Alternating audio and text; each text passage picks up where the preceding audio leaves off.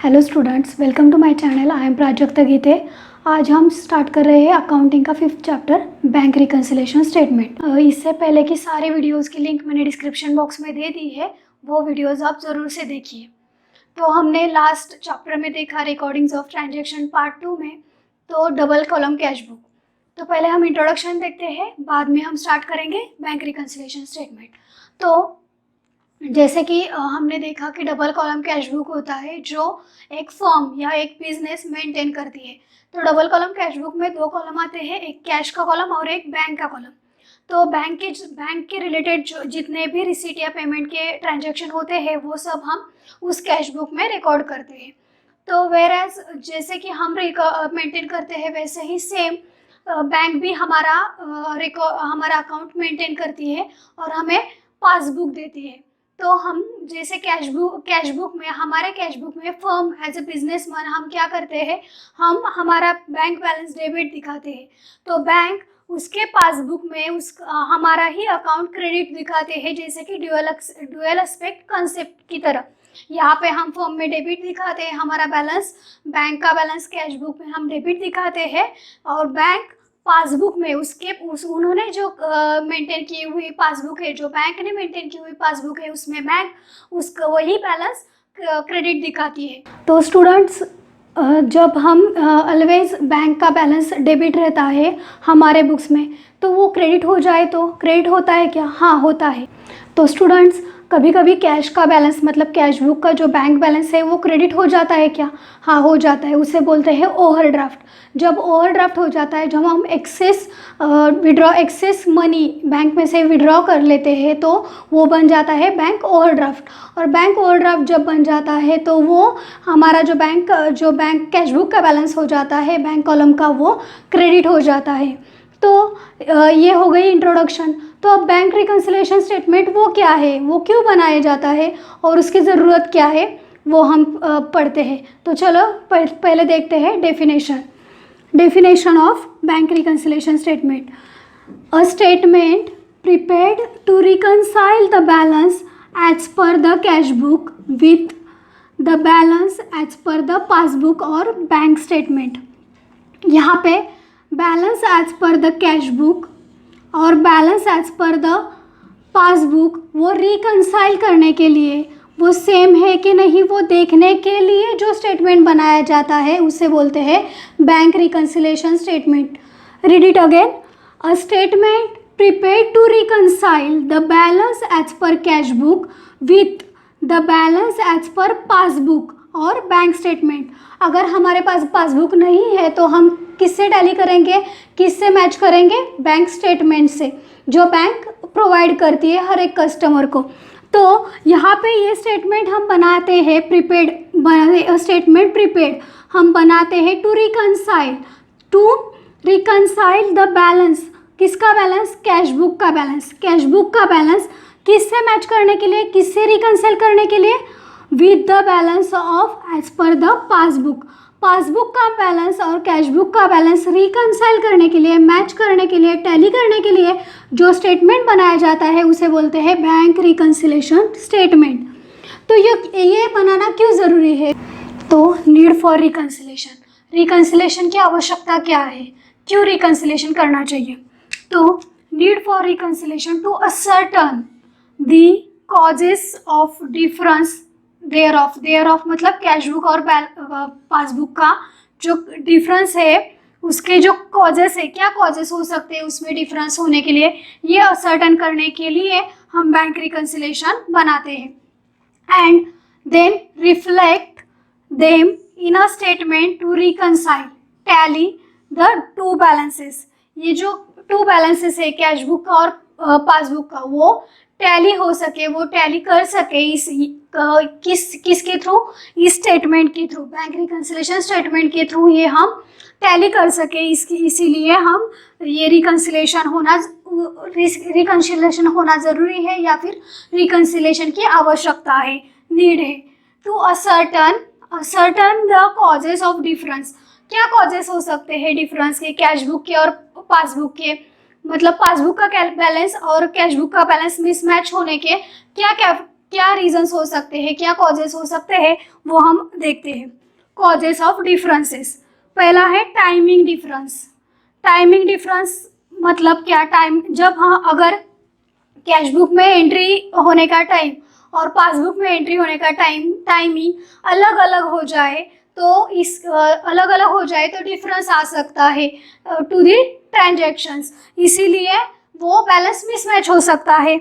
और सेकेंड है errors made by the business और बैंक, और कुछ बिजनेसमैन की या फिर बैंक की तरफ से कुछ एरर्स हो सकते हैं ट्रांजैक्शन में, इसकी वजह से भी डिफरेंसेस आ सकते हैं। तो स्टूडेंट्स हम देखते हैं अभी timing differences causes. Timing differences कैसे हो सकता है कैश बुक रिकॉर्डिंग में और पासबुक रिकॉर्डिंग में, वो हम देखते हैं। तो पहला कॉज है check issued by the bank but not yet presented for payment.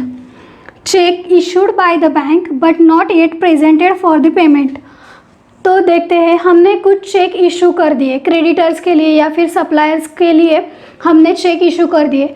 तो चेक इशू कर दिए मतलब पेड कर दिए सप्लायर को या फिर क्रेडिटर को।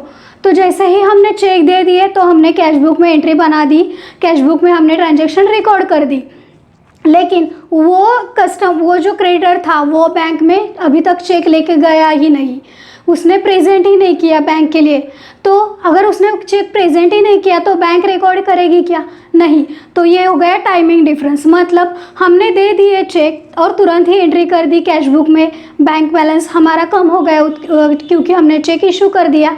पेमेंट में हमने लिख दिया चेक इशू टू कस्टमर या फिर टू क्रेडिटर, लेकिन उसने बैंक में पैसे के लिए वो बैंक में अभी तक गया ही नहीं, इसीलिए बैंक ने उनका अकाउंट डेबिट नहीं किया है। तो ये हो गया टाइमिंग डिफरेंस, चेक इशू कर दिया but not presented for the payment, वो प्रेजेंट नहीं हो गया पेमेंट के लिए। तो नेक्स्ट टाइमिंग डिफरेंस कॉज क्या है? Cheque paid into bank but not yet collected.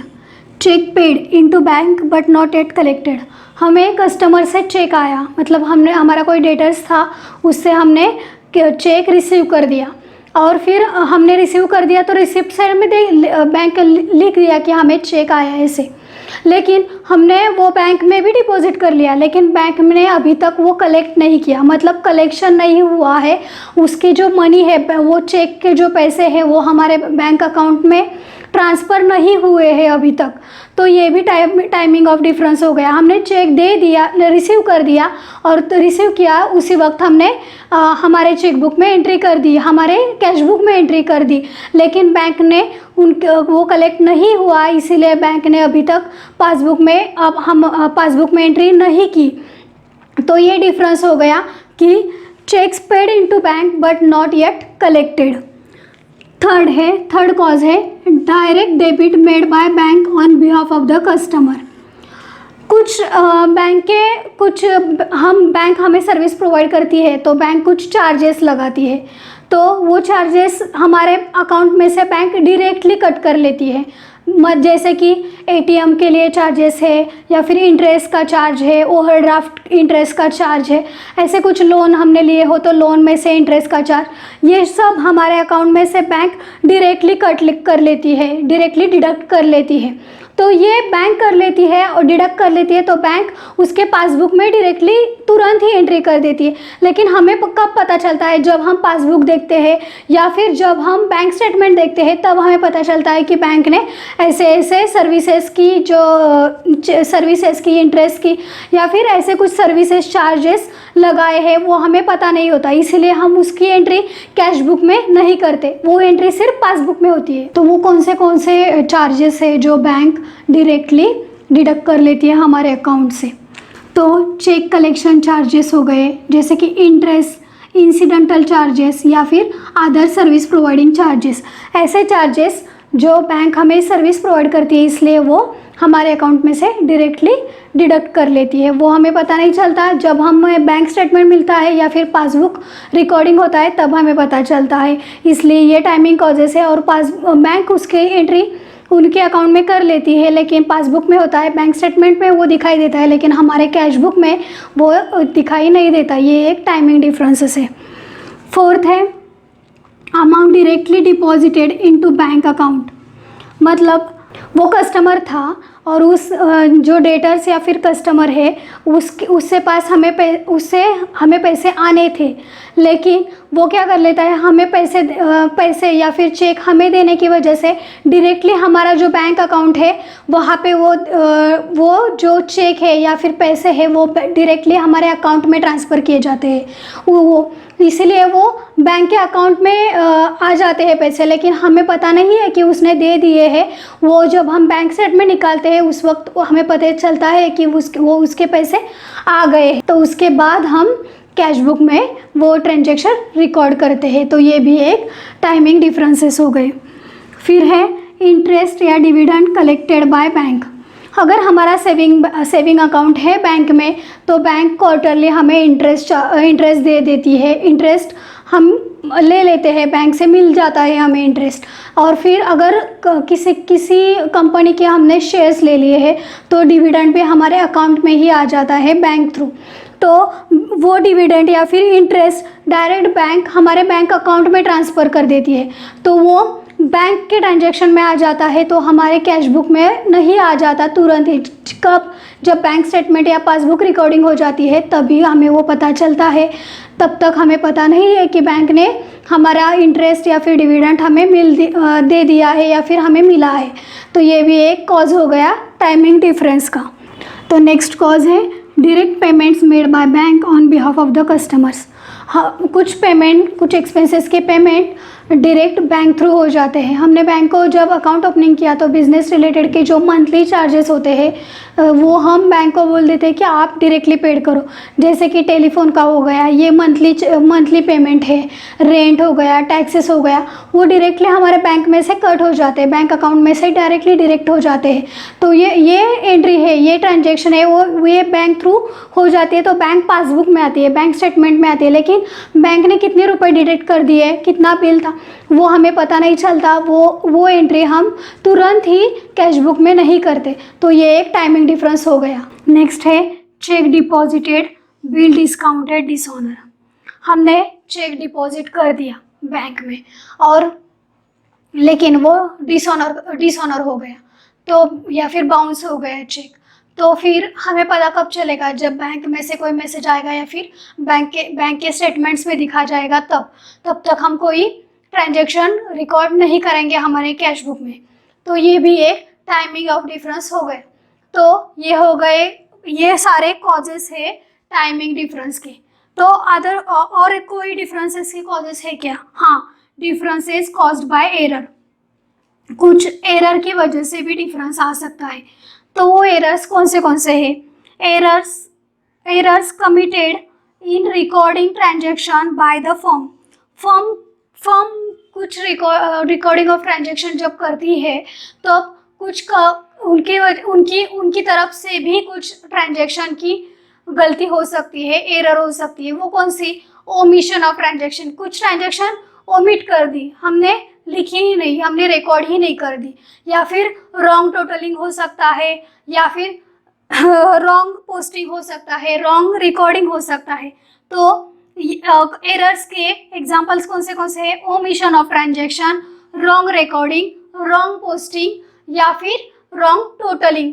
ऐसे एरर्स फर्म जब रिकॉर्ड करती है तब एरर्स आ सकते हैं और इसकी वजह से भी डिफरेंस क्रिएट हो सकता है कैश बुक में और पासबुक में। नेक्स्ट है, वो सिर्फ जो एरर्स कमिटेड होते हैं वो सिर्फ फर्म की वजह से होते हैं क्या? नहीं, कभी कभी एरर्स कमिटेड बाय बैंक भी हो सकता है। तो नेक्स्ट है error committed in recording the transaction by the bank. Bank भी रिकॉर्डिंग ऑफ ट्रांजैक्शन की एरर कमिट कर सकती है, बैंक की तरफ से भी कुछ एरर्स हो सकते हैं। वे जैसे कि रॉन्ग टोटलिंग हो गया, हमारे पासबुक का बैलेंस जो टोटल आता है उसका रॉन्ग आ गया। नेक्स्ट है ओमिशन, कुछ ट्रांजैक्शन बैंक ने रिकॉर्ड ही नहीं किए, ओमिट कर दिए। ऐसे गलती, ऐसी एरर बैंक की तरफ से भी हो जाती है। तो ये हो गए कॉजेस, ये हो गए टाइमिंग डिफरेंस के कॉजेस, और ये हो गए difference caused by errors committed by firm और एरर्स कमिटेड बाय बैंक। तो ये सब आप नोट डाउन कर लीजिए। तो स्टूडेंट्स, अब हमने देखा कि कुछ कॉजेज़ की वजह से, जैसे कि टाइमिंग डिफरेंसेस या फिर एरर्स कमिटेड कॉजेज़ की वजह से कैश बुक या और पासबुक मिसमैच हो जाते हैं। वो इसीलिए वो जो मिसमैच हो जाते हैं वो टैली करने के लिए, वो रिकंसाइल करने के लिए, वो मैच करने के लिए स्टेटमेंट बनाया जाता है, वो होता है बैंक रिकंसिलेशन स्टेटमेंट। तो बैंक रिकंसिलेशन स्टेटमेंट जब हम तैयार करते हैं तो उसकी पद्धति कितनी है, वो टाइप्स कितने, किस किस टाइप से वो हम बैंक रिकंसिलेशन बना सकते हैं। तो प्रिपरेशन ऑफ बीएसआर, बीएसआर मतलब बैंक रिकंसिलेशन स्टेटमेंट, यहाँ पे मैंने शॉर्ट फॉर्म में लिखा है। बीएसआर मतलब bank reconciliation statement. Preparation of bank reconciliation statement in following two ways, वो दो पद्धति से हम बना सकते हैं। कौन से? एक है bank reconciliation statement without adjusting cash book balance. Without adjusting cash book balance, हम कैश बुक का बैलेंस कुछ भी एडजस्ट न करते हुए हम बैंक रिकंसिलेशन स्टेटमेंट बना सकते हैं। सेकेंड है bank reconciliation statement after adjusting cash book balance. हम कैश बुक का बैलेंस एडजस्ट करके उसके बाद भी हम बैंक रिकंसिलेशन स्टेटमेंट बना सकते हैं। तो हम पहली पद्धति की देखेंगे और उसके बाद दूसरी पद्धति की। तो यहाँ पे preparation of bank reconciliation statement without adjusting cash book balance, without adjusting cash book balance. तो यहाँ पे हम कैश बुक का बैलेंस कुछ एडजस्ट नहीं कर रहे हैं। तो जनरली मोस्टली कैश बुक का बैलेंस कौन सा होता है? डेबिट बैलेंस होता है कैश बुक का। और जब कैश बुक का डेबिट बैलेंस होता है तो उसे बोलते हैं फेवरेबल बैलेंस, उसे बोलते हैं फेवरेबल। जब कैश बुक का बैलेंस डेबिट हो तो उसे फेवरेबल बोलते हैं। इसका मतलब बिजनेस की जो कैश की पोजीशन है वो फेवरेबल है, इसीलिए उसका कैश का डेबिट बैलेंस होना ये एक फेवरेबल सिचुएशन होती है बिजनेस के लिए। वेयरएज अगर क्रेडिट हो तो डेबिट बैलेंस हो तो फेवरेबल और क्रेडिट हो तो अनफेवरेबल। अगर कैश का बैलेंस क्रेडिट हो तो वो अनफेवरेबल हो जाता है बिजनेस के लिए। तो वो कब क्रेडिट हो जाता है? जब ओवरड्राफ्ट होता है, मतलब हम एक्सेस मनी विड्रॉ कर लेते हैं तो ओवरड्राफ्ट बन जाता है। और जब कैश का बैलेंस और ओवरड्राफ्ट की वजह से कैश का बैलेंस क्रेडिट हो जाता है। तो ये हो गए one way of preparation of bank reconciliation statement. तो हम चलते हैं अब एग्जाम्पल की ओर। इससे रिलेटेड हम एक एग्जाम्पल प्रॉब्लम देखेंगे और उसका सोल्यूशन भी। तो एग्जाम्पल देखते हैं। Following particulars of mister Rohit prepare bank reconciliation statement as on 31 March 2019। हमें 31 मार्च 2019 का बैंक रिकंसिलेशन स्टेटमेंट बनाना है। तो यहाँ पे उन्होंने कुछ पर्टिकुलर्स दिए हैं, कुछ ट्रांजैक्शन दिए हैं। इससे थ्रू हम ये ट्रांजैक्शन एडजस्ट करके हमें कैश बैंक रिकंसिलेशन स्टेटमेंट बनाना है। तो यहाँ पे bank balance as per cash book दिया हुआ है। बैंक का balance cash book as per the cash book है। As per the cash book कितना है? 50,000। सेकेंड है cheque issued but not presented for payment 6,000। Check तो हमने दे दिया है लेकिन वो अभी तक प्रेजेंट नहीं हुआ है पेमेंट के लिए। तो उसके लिए हम क्या करेंगे एडजस्टमेंट, वो हम देखेंगे सोल्यूशन करते वक्त। थर्ड है bank directly collected dividend ₹8,000 and credited but not entered into cash book. Bank ने डायरेक्टली डिविडेंड कलेक्ट कर दिया 8,000 का, लेकिन अभी तक उसकी एंट्री कैश बुक में नहीं हुई है। फोर्थ है bank charges ₹400 were not entered into cash book. Bank ने कुछ सर्विसेज के चार्जेस ले लिए, डायरेक्टली हमारे अकाउंट में से कट कर लिए, डिडक्ट कर दिए 400 के, लेकिन उसकी एंट्री कैश बुक में नहीं हुई है। तो इसका इफेक्ट क्या होगा कैश बुक में, वो हम सोल्यूशन करते वक्त देखेंगे। फिफ्थ है अ check for ₹6,000 was deposited but not entered by the bank. हमने 6,000 का चेक बैंक में डिपॉजिट कर दिया लेकिन उसका अभी तक कलेक्शन नहीं हुआ है बैंक थ्रू। तो चलो अब देखते हैं उसका सॉल्यूशन। तो इस एग्जांपल का, इस प्रॉब्लम का हम अब सॉल्यूशन देखते हैं। ये हो गया format of bank reconciliation statement. Bank reconciliation statement of mister Rohit, जिसका हम बना रहे हैं bank reconciliation statement as on, किस तारीख का बना रहे हैं? एज ऑन 31 मार्च 2019 का। तो यहाँ पे डेट कॉलम आता है, यहाँ पे डेट नहीं है, नंबर है इसलिए मैंने नंबर लिखा है। फिर यहाँ पे पर्टिकुलर्स, क्या क्या ट्रांजेक्शन हुई इसका इन शॉर्ट डिटेलिंग यहाँ पे लिखते हैं, उसे बोलते हैं पर्टिकुलर्स। फिर कुछ अमाउंट हम ऐड करते हैं, इसीलिए यहाँ पे है ऐड कॉलम, अमाउंट का ऐड कॉलम। और कुछ अमाउंट इस बैलेंस में से हम लेस करते हैं, इसलिए ये सेकेंड कॉलम है, लेस का कॉलम, अमाउंट का कॉलम। कुछ अमाउंट जो ऐड करते हैं वो इस कॉलम में और जो लेस करते हैं वो इस कॉलम में। तो देखते हैं अभी फर्स्ट क्या है, bank balance as per cash book ₹50,000। 50,000 का कैश बुक का बैलेंस है, बैंक बैलेंस है cash book as per the cash book. तो यहाँ पे हम लिखेंगे balance as per the cash book. Cash book का है, कैश बुक का ऑलवेज बैलेंस डेबिट होता है, फेवरेबल होता है, तो ऑलवेज हम इसे डेबिट कॉलम में, मतलब यहाँ पे हम ऐड कॉलम में लिखेंगे 50,000।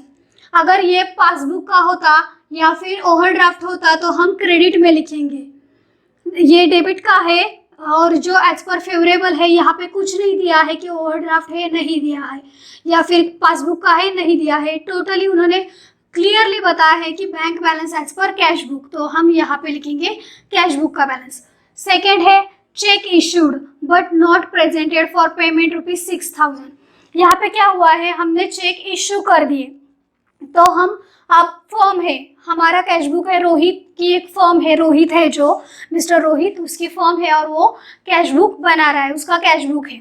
तो उसने क्या किया, चेक इशू कर दिया, मतलब चेक दे दिया, 6,000 का चेक दे दिया।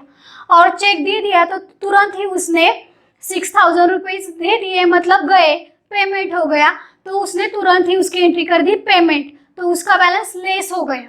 लेकिन उन्होंने क्या बोला है, but not presented for payment, वो पेमेंट हुआ है बैंक थ्रू, वो पेमेंट हुआ ही नहीं है। हमारे कैश बुक्स में से तो चला गए पैसे 6,000 के, लेकिन बैंक में से गए हैं क्या, नहीं। तो बैंक में से गए नहीं है और हमने कैश में से डिडक्ट कर दिए, तो हमें उसे फिर से ऐड करना पड़ेगा, क्योंकि टैली हो सके हमारा बैलेंस और बैंक का बैलेंस टैली हो सके, तो हमने जो उसे कम किया था वो हमें फिर से बढ़ाना होगा, फिर से ऐड करना पड़ेगा। इसीलिए हम check issued but not presented for payment वो ऐड कर रहे हैं, इसलिए वो ऐड कॉलम में दिखा रहे हैं 6,000। तो फिर अब चलते हैं तीसरा, bank directly collected dividend ₹8,000 and credited but not entered into cash. कुछ ट्रांजैक्शन हमने देखे हैं कि बैंक में से डायरेक्टली हो जाते हैं, बैंक में डायरेक्टली रिसीट आ जाते हैं या फिर बैंक थ्रू डायरेक्टली पेमेंट किया जाता है। तो बैंक में डिविडेंड आ गया 8,000 का, लेकिन उसकी एंट्री हमने कैश बुक में नहीं की। अगर हमें टैली करना है कैश बुक और बैंक का पासबुक, तो हमें कैश बुक में वो एंट्री करनी पड़ेगी।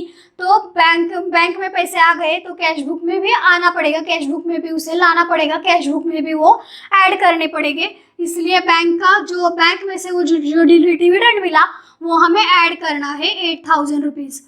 तो यहाँ पे तीसरी ट्रांजैक्शन है डिविडेंड कलेक्टेड बाय बैंक ने डिविडेंड कलेक्ट कर दिया 8,000 का। तो फोर्थ ट्रांजैक्शन हुई है bank charges ₹400 were not entered in the cash book. Bank ने कुछ सर्विसेज के चार्जेस थे जो वो 400 रुपीज़ के थे, वो बैंक ने डिडक्ट कर दिए डायरेक्टली, उसकी एंट्री कैश बुक में नहीं हुए है, कैश बुक में से वो डिडक्ट नहीं हुए हैं। तो अगर हमें कैश बुक का और पासबुक का बैलेंस टैली करना है तो कैश बुक्स में से भी वो डिडक्ट करने पड़ेंगे। तो हम अभी डिडक्ट कर रहे हैं बैंक चार्जेस, कितने, 400 रुपीज़ डिडक्ट कर रहे हैं, लेस कर रहे हैं, इसलिए ये लेस कॉलम में आ गए।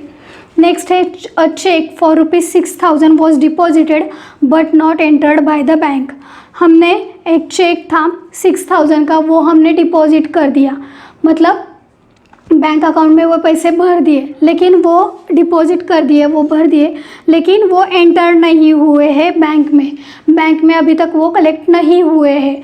तो हमने क्या किया होगा, कैश बुक में जब डिपॉजिट कर दिए तो कैश बुक में हमने वो ले लिए होंगे, रिसिप्ट एज अ रिसिप्ट हमने डेबिट कर दिए होंगे और बैलेंस ज़्यादा हुआ होगा। तो अब लेकिन वो अभी तक कलेक्ट नहीं हुए हैं, तो हमें वो बैलेंस कम करना है, क्योंकि वो बैंक में कलेक्ट नहीं हुए हैं, इसलिए हमें कैश में से भी वो लेस करने पड़ेंगे 6,000 रुपीज़। तो यहाँ पे check deposited but not collected by bank 6,000 rupees. तो ये हो गए इसकी पोस्टिंग, ये जो ट्रांजैक्शन की पोस्टिंग, हमने कुछ आइटम्स थे वो ऐड कर दिए, कुछ आइटम्स थे वो लेस कर दिए। क्यों? क्योंकि हमको ये रिकंसाइल करना है balance as per the cash book is equal to balance as per the passbook. हमें पासबुक का बैलेंस और कैश बुक का बैलेंस इक्वल लाना है, रिकंसाइल करना है, इसलिए हम कुछ आइटम्स ऐड कर रहे हैं, कुछ आइटम्स लेस कर रहे हैं। तो अभी कितना हुआ बैलेंस हम देखते हैं। यहाँ पे टोटल हो गया 64,000 का, जो अमाउंट का कॉलम, जो टोटल हमारी रिसिप्ट हो गई 64,000 की। लेकिन यहाँ से इसमें से हमने ये आइटम्स लेस भी तो किए। Cash cheque deposited but not collected bank, ये भी डिपॉजिट और बैंक चार्जेस, ये दोनों हमने लेस कर दिए, डिडक्ट कर दिए। तो balance as per the passbook कितना आया? 57,600। तो ये बैलेंस अब हो गया कैश बुक का, और पासबुक का ये बैलेंस था, तो ये और जो कैश बुक का बैलेंस हमने ये और ये सेम कर दिया, इक्वल कर दिया, रिकंसाइल कर दिया, इसलिए ये हो गया बैंक रिकंसिलेशन स्टेटमेंट। और स्टूडेंट्स आपको भी इस तरह से ही स्टेटमेंट्स बनाना है। तो आप ये प्रॉब्लम और ये सॉल्यूशन नोट डाउन कर लीजिए। तो स्टूडेंट्स हम अब नेक्स्ट एग्जांपल देखते हैं। हमने पहले एग्जांपल में देखा कि हमें कैश बुक का बैलेंस दिया था और हमें उसको पासबुक के बैलेंस के लिए रिकंसाइल करना था या फिर टैली करना था। अभी इस एग्जांपल में हम देखेंगे कि बैलेंस एज पर पासबुक दिया है, पासबुक का बैलेंस दिया है और हमें वो एज पर दी कैश बुक लाना है। तो यहाँ पे हम एग्जांपल पहले रीड करते हैं और उसका तुरंत ही सॉल्यूशन देखते हैं।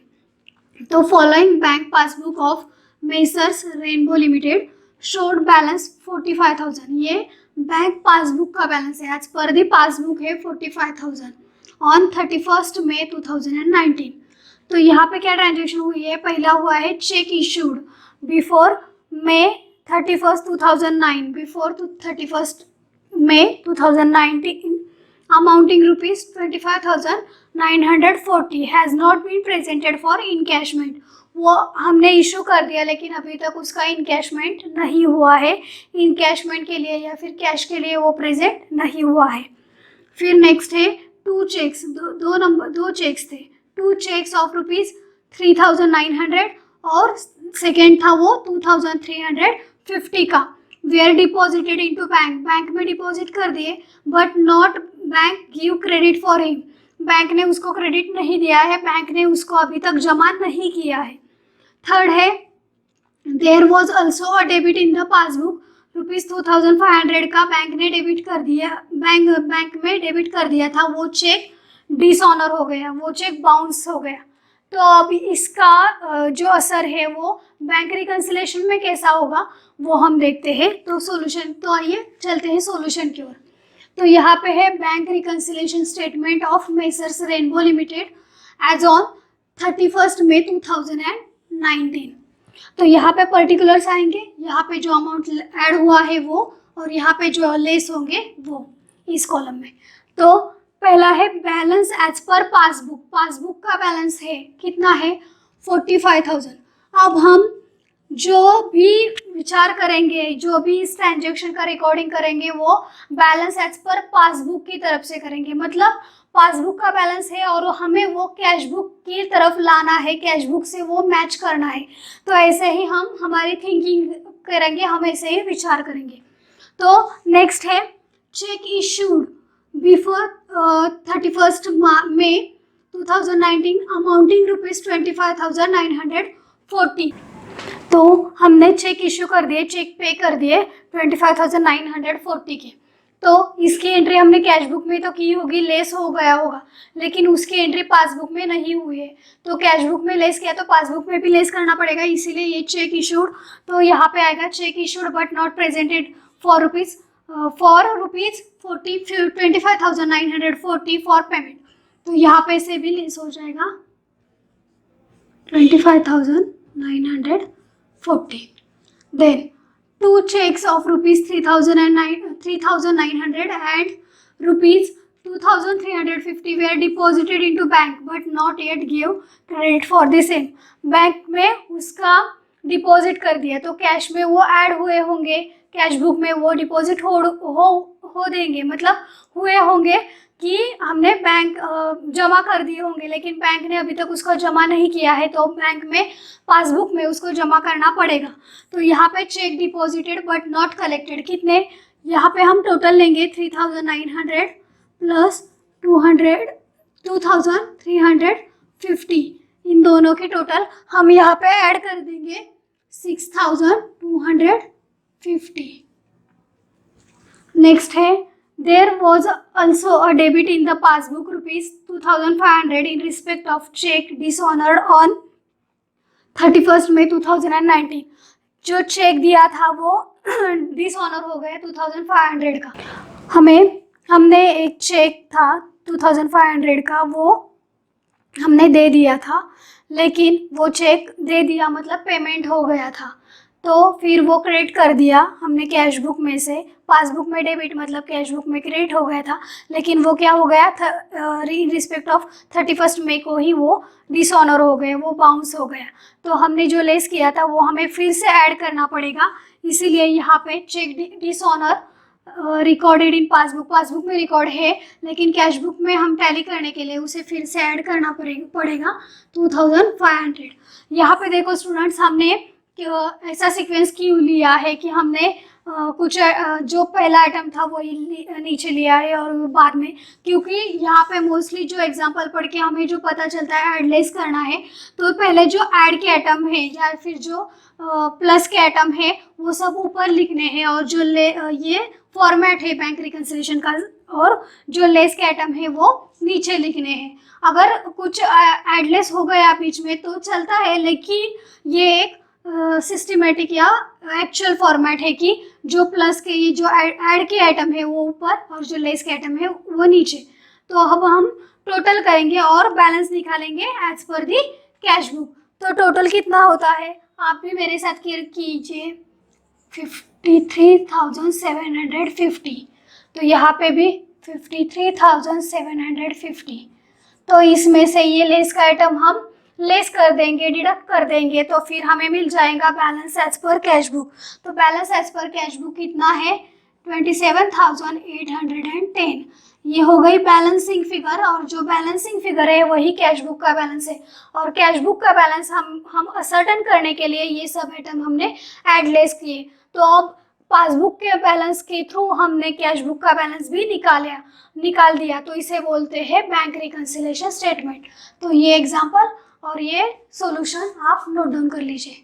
अब हम देखेंगे ओवरड्राफ्ट का एग्जाम्पल, मतलब balance as per cash book ही दिया है लेकिन वो ओवरड्राफ्ट है, वो क्रेडिट बैलेंस है। ओवरड्राफ्ट मतलब वो बैलेंस अनफेवरेबल है।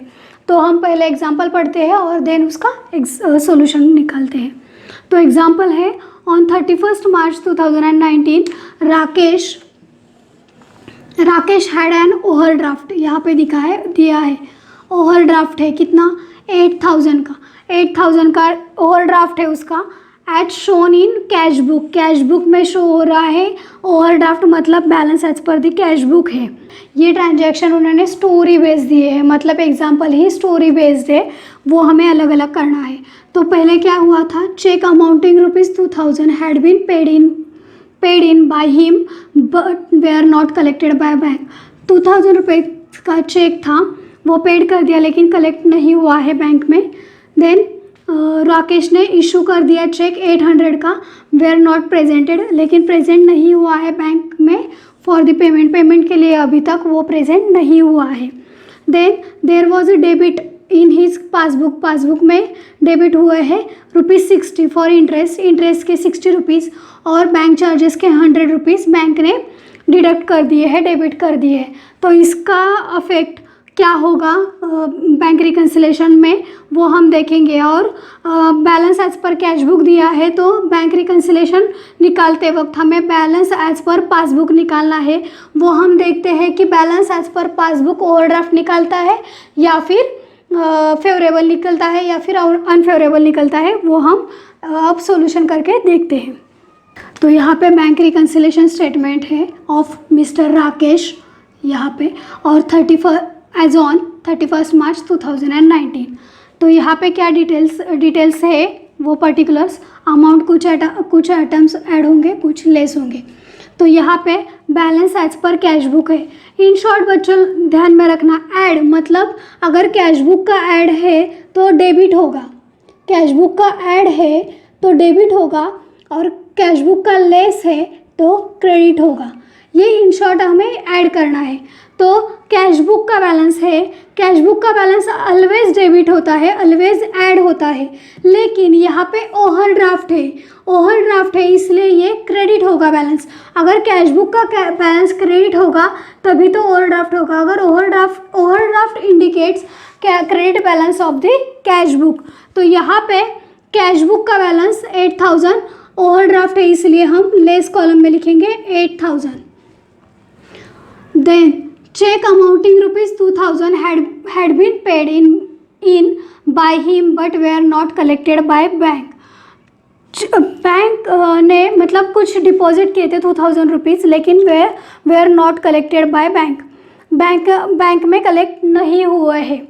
तो यहाँ पे बैंक में नहीं हुए हैं, हमने कैश बुक में तो एंट्री कर दी है लेकिन बैंक में नहीं हुई है। तो यहाँ पे हमने check deposited but not collected, तो यहाँ पे भी हमें लेस करना पड़ेगा क्योंकि ये कैश बुक का है, कैश बुक में हमने ऐड कर दी है लेकिन पासबुक में नहीं हुई है। तो यहाँ पे क्योंकि पासबुक में नहीं हुई है इसलिए हमें फिर से यहाँ पे लेस करना है 2000 rupees. Then Rakesh receive he issued cheque, उसने इशू किया चेक 800 रुपीज़ का, were not presented in bank. हमने चेक इशू कर दिया, मतलब हमने उस वक्त चेक पेड किया इसलिए हमने वहाँ पे डिडक्ट कर दिए होंगे 800 रुपीज़। तो लेकिन उसने पेमेंट के लिए अभी तक वो प्रेजेंट नहीं किया है, तो हमने वो लेस किए, तो अब हमें पासबुक का बैलेंस निकालना है इसलिए वो हमें फिर से ऐड करना पड़ेगा। तो check issued but not presented for payment 800 rupees, वो हमें यहाँ पे ऐड करने पड़ेंगे 800 rupees. Then there was a debit in his passbook ₹60 for interest and 100 for bank charges। Bank ने 60 रुपीज़ का इंटरेस्ट चार्ज और 100 रुपीज़ का बैंक चार्ज लगा दिए और उसकी एंट्री पासबुक में हुई है, पासबुक में वो डिडक्ट कर दिए हैं, लेकिन अभी तक ये कैश बुक में डिडक्ट नहीं हुए हैं, तो कैश बुक में हमें उसे डिडक्ट करना पड़ेगा। तो यहाँ पे बैंक चार्जेस हो गए 60 रुपीज़ और 100 रुपीज़, मतलब टोटल 160 रुपीज़ डिडक्ट होंगे। तो ये हो गई इसकी पोस्टिंग। अब हम निकालते हैं बैलेंस एज पर पासबुक। तो यहाँ पे टोटल किस कॉलम की ज़्यादा है, इस कॉलम की, तो ये इसकी टोटल हम लिखते हैं 10,160। इसमें से ये 800 रुपीज़ लेस होंगे इस कॉलम के। तो बैलेंस एज पर पासबुक कितना आएगा 9,360। ये हो गया बैलेंस एज पर पासबुक। ये ऐड का कॉलम है, ये डेबिट का कॉलम है। तो balance as per passbook debit है, मतलब balance as per passbook credit होता है, ऑलवेज क्रेडिट होता है, लेकिन यहाँ पे ये डेबिट आ रहा है। तो डेबिट मतलब balance as per debit, as per passbook debit, इसका मतलब यहाँ पे भी ओवरड्राफ्ट है, यहाँ पे भी ओवरड्राफ्ट है। बैलेंस एज पर पासबुक 9,360 और ये डेबिट है इसलिए ये ओवरड्राफ्ट है। तो स्टूडेंट्स, अगर कैश बुक का balance as per cash book credit है तो वो इंडिकेट करता है ओवरड्राफ्ट और वो अनफेवरेबल बैलेंस है। वेयर एज अगर पासबुक का बैलेंस डेबिट होता है तो वो भी ओवरड्राफ्ट ही इंडिकेट करता है और वो भी अनफेवरेबल ही है। यहाँ पे ऑलरेडी हमें कैश बुक का बैलेंस ओवरड्राफ्ट था और हमने वो टैली किया पासबुक से, तो वो पासबुक में भी ओवरड्राफ्ट ही होगा। अगर वो कैश बुक का ओवरड्राफ्ट है तो यहाँ पे भी ओवरड्राफ्ट ही होगा। अगर कैश बुक का डेबिट है, फेवरेबल बैलेंस है, तो पासबुक का भी फेवरेबल ही होगा। तो ये होगा, इसे बोलते हैं रिकंसिल करना, इसे बोलते हैं टैली करना, इसे कहते हैं दोनों बैलेंस मैच करना। तो ये ओवरड्राफ्ट का एग्जाम्पल है, बहुत इंपॉर्टेंट है और ये इसका सॉल्यूशन है, तो आप इसे अच्छे से नोट डाउन कर लीजिए। तो अब चलते हैं नेक्स्ट एग्जाम्पल की और फोर्थ एग्जाम्पल। हम एग्जाम्पल पढ़ते हैं। Fourth example, bank balance of rupees 40,000 showed by cash book. Cash book balance as per the cash book है 40,000 balance as per the cash book है of Atul on December 31st 2019. यहाँ पे हमें cash book का balance दिया है, तो हमें पासबुक एज पर दी कैश बुक दिया है, तो हमें बैलेंस एज पर दी पासबुक निकालना है। तो हम ट्रांजैक्शन देखते हैं और कैसे निकालेंगे वो हम देखते हैं। It was found that 3 cheque, यहाँ पे 3 चेक है, 3 cheque of ₹2,000, 5,000 and ₹8,000 deposited during the month of December were not credited in passbook till January. यहाँ पे हमने दिसंबर में 3 चेक जो 2,000 का था, 5,000 का था और 8,000 का था, वो हमने डिपॉजिट किए थे दिसंबर में, लेकिन वो अभी तक कलेक्ट नहीं हुए, जनवरी तक नहीं हुए और हमें बैंक रिकन्सिलेशन 31 दिसंबर का बनाना है। तो यहाँ तक जो ट्रांजेक्शन हुए हैं उसका ही इफ़ेक्ट हम बैंक रिकन्सिलेशन स्टेटमेंट में देंगे। सेकेंड है 2 चेक्स ऑफ ₹7,000 एंड 8,000। यहाँ पे 2 चेक है, 2 issued on 28 December we are not presented for payment till January. यहाँ पे हमने 2 चेक पेड किए थे, एक 7,000 का और एक 8,000 का, लेकिन उसका भी प्रेजेंट नहीं हुए पेमेंट के लिए। Next, bank had credited Atul for ₹325 as a interest. Bank ने अतुल को इंटरेस्ट दे दिया 325 रुपीज़ का। इसका जो एंट्री हो गई, इसकी जो ट्रांजैक्शन रिकॉर्डिंग पासबुक में हो गई होगी लेकिन कैश बुक में नहीं हुई है। And had debited with him ₹50 as bank charges, और बैंक चार्जेस भी उसके अकाउंट्स में से डिडक्ट कर दिए बैंक ने, तो इसकी ट्रांजैक्शन भी पासबुक में हुई होगी लेकिन कैश बुक में नहीं हुई है। Charges for which there were no corresponding entries in cash book. यहाँ पे कैश बुक में इन दोनों की एंट्री नहीं हुई है टिल द December 31st। तो अब ये आप सॉल्व करने की कोशिश कीजिए, वीडियो पॉज करके आप ये सॉल्व करने की कोशिश कीजिए, फिर हम उसका सॉल्यूशन देखते हैं। तो हो गया सॉल्व एग्जाम्पल, अब हम इसका आंसर देखते हैं, आप चेक कर लेना। Balance as per cash book का बैलेंस कितना दिया है 40,000। ये कैश बुक का बैलेंस है, इसका मतलब ये डेबिट बैलेंस है, इसका मतलब ये प्लस में है, ये ओवरड्राफ्ट नहीं है। यहाँ पे कहीं पे भी नहीं बोला है कि ये ओवरड्राफ्ट है, ये balance as per cash book है 40,000 का।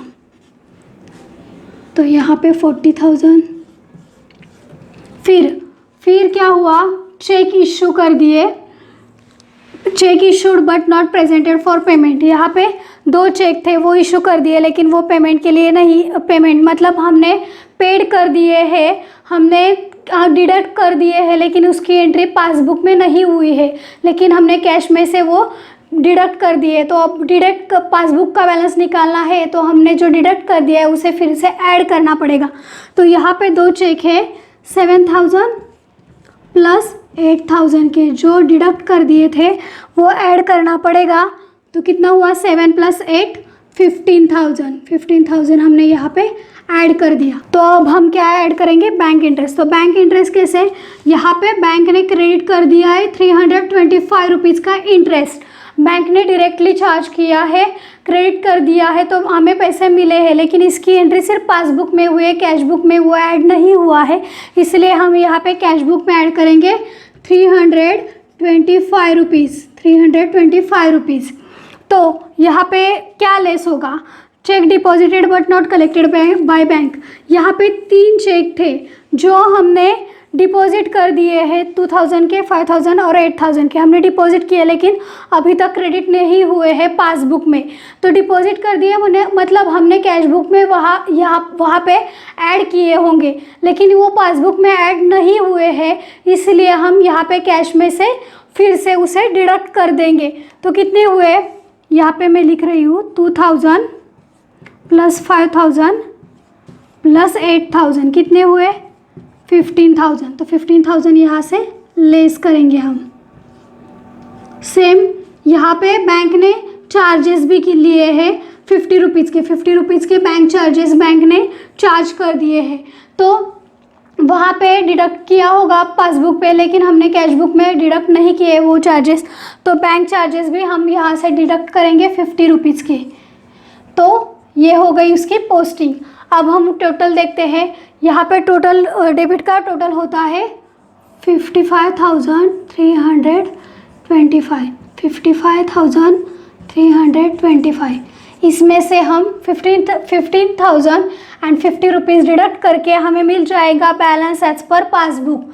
तो हमने क्या किया, कैश बुक का बैलेंस हमारे पास था तो हमने उसे उसमें कुछ एडजस्टमेंट करके हमने निकाला बैलेंस एज पर पासबुक। तो बैलेंस एज पर पासबुक कितना होता है, 40,275। बराबर है ना, देख लो आप। तो बैलेंस एज पर पासबुक हो गया 40,275। तो ये होगा इसका सॉल्यूशन। आपने अगर सॉल्व किया है तो चेक कर लेना, और प्रेजेंटेशन भी ऐसा ही चाहिए। तो अभी इसी के साथ हमारा 5वां चैप्टर है बैंक रिकन्सिलेशन स्टेटमेंट, ये ख़त्म होता है। तो अच्छे से नोट बना लीजिए, क्योंकि ये जो चैप्टर है वो थ्योरी के लिए भी पूछ सकते हैं उसके क्वेश्चंस, और प्रैक्टिकली तो बहुत इम्पोर्टेंट है। तो आप ज़्यादा से ज़्यादा प्रैक्टिस कीजिए और अपने खुद के नोट्स बना लीजिए। Thank you.